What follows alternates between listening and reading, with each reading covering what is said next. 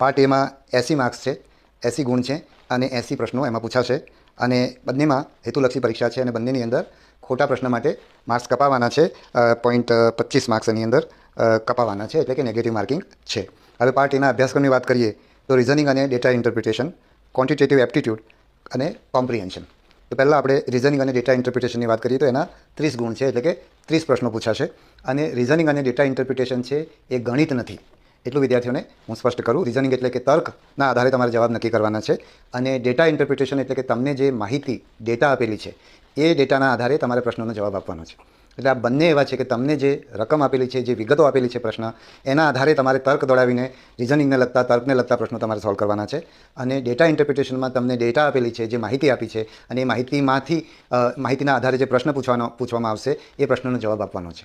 એટલે આ બંને ગણિતને લગતા નથી, પરંતુ તમને રકમ સમજતા આવડવી જોઈએ, તમારું મગજ એટલું એલર્ટ